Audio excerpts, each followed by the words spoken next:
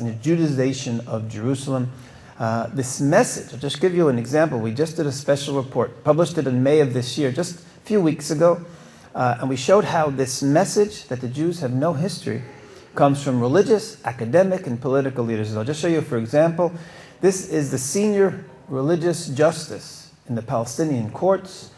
Jerusalem is the religious, political, and spiritual capital of Palestine. The Jews have no right to it.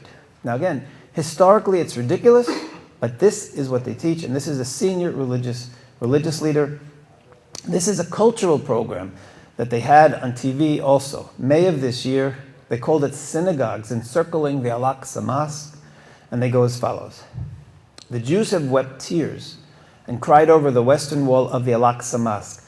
Now, you've all been, or most of you I'm sure have been to the western wall of the temple. They don't call it the western wall of the temple. They pretend that it's the western wall of the Al-Aqsa Mosque. Now, the Al-Aqsa Mosque, you know, exists, and it's still there. And it's far away from the western wall. But even this distortion, which anyone can see with their own eyes, they don't hesitate. So it's the western wall of the Al-Aqsa Mosque, out of an illusion and forgery that is the relic of the wall of the alleged temple. So this is a style in the Palestinian media. And here you have a minister. So you've heard a religious leader, culture, and this is a minister of agriculture. The Jews base themselves on myths and invoke the Jewish religion and Jewish faith to fight the fact that everybody knows that it never was in Jerusalem. And finally, even an archaeologist. This is the director of the Archaeological Institute at Al-Quds, this is Jerusalem University. The archaeological treasures in Jerusalem emphasize the depths of the city's heritage and history. They emphasize its Arabness and refute the Israeli claims that's a Jewish city. Now again, this is a total distortion. I don't know how many of you have been following the archaeological finds in the last few years in the city of David. It is just unbelievable. They have found, for example, within a few meters, they found 2 stamps with the names of 2 figures from the period of Jeremiah the prophet. These were 2 people who were advisors to the king, who were trying to track down Jeremiah, the prophet, and get him into trouble for saying things against the king. And they found stamps with the names of these 2 king's advisors right where they expect that the palace was, just a few meters from each other.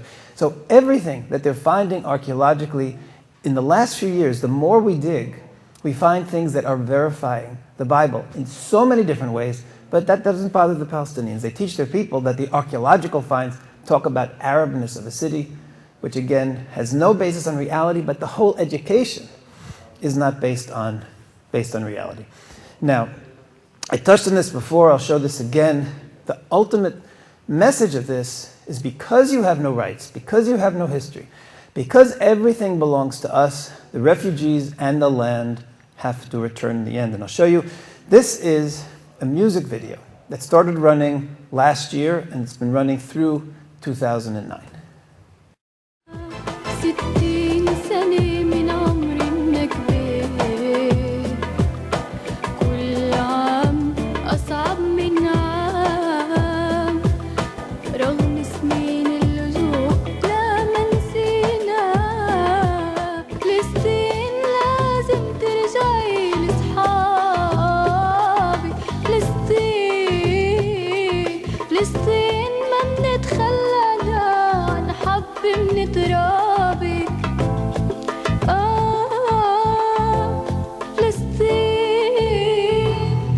Palestine, again, this is the map, it's all of Israel, and we will return. Every grain of soil will be ours, and this is currently running on Palestinian TV.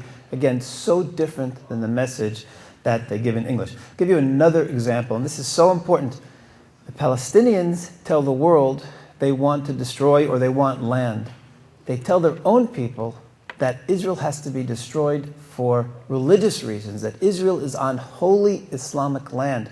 And they define it as a holy religious war, even the Fatah, not just the Hamas. Now what you have here is a Fatah member of parliament on television last year defining this war as a religious war.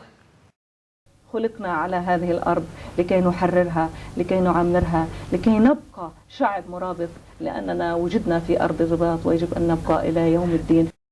Okay, we will eventually liberate in a religious war. Until resurrection, we'll fight this war. This is the message. Now, in that same talk, and this is only in English, but it's so important, I'm going to show this to you. In that same discussion, after she said it's a religious war to destroy Israel, she was asked, what about, why are we having a peace process now? Why are we talking about the 67 borders when we really want all of Israel, which is the 48 borders? And listen to what she said. لا يعني ذلك أننا لا نريد حدود 48 ولكننا في الآن Doesn't mean we don't want all of Israel, she says. هنا في برنامجنا السياسي نقول أننا نريد دولة على حدود 67. But our current political program is to say we want a state on the 67 borders. In other words, she's openly saying we're lying to the world. We're lying to the world. We want all of Israel, but we have a political program which is to say we want 67. The world should listen to these statements because they're so important. There is not yet a sincere peace process on the side of the Palestinians. When Benny Morris said yesterday he doesn't see peace for many, many years because the Palestinians haven't yet recognized Israel, this is an exact expression of that. A member of parliament saying it's all a joke, it's all a game, it's all a facade. We want all of Israel, but we say that we want the 67 borders. There are many, many other examples of this. Different people, I won't read them to you, all defining this war as a religious war in the last few months. And I want to show you one example how in music they combine the religious war message and the destruction of Israel. And this is a music video that's running until today, 2009, on Palestinian TV.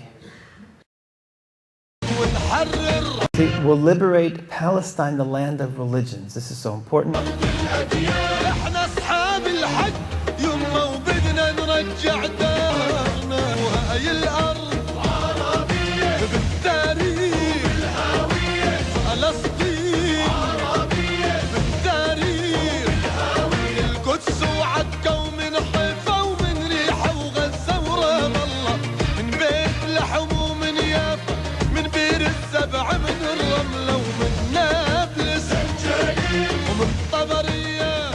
Nablus, Galil, all of Israel, again, all of the cities of Israel are mentioned together with Palestinian cities. There is no attempt to recognize Israel even in the future. Now, the final point, and this is so critical, is all of this. What you see is the Palestinians start with the refugee story. The Israelis came, stole our land, expelled refugees, and based on that, they build this entire mountain of an ideology.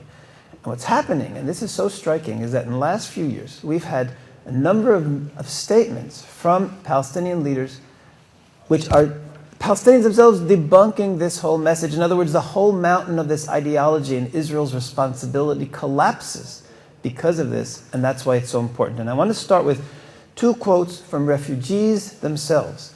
This is a refugee in a Palestinian newspaper being interviewed a couple of years ago, and she said as follows.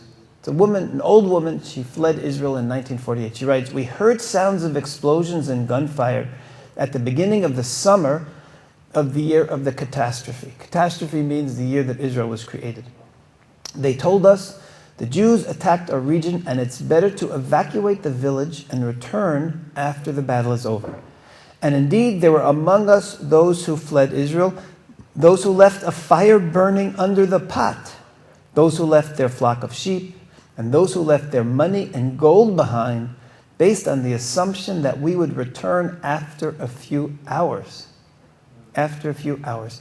So the leadership said, there's a battle coming, we're going to go in, destroy the Jews, and you can come right back after a few hours. And this is not Jews speaking, this is Palestinian refugee speaking in a Palestinian newspaper.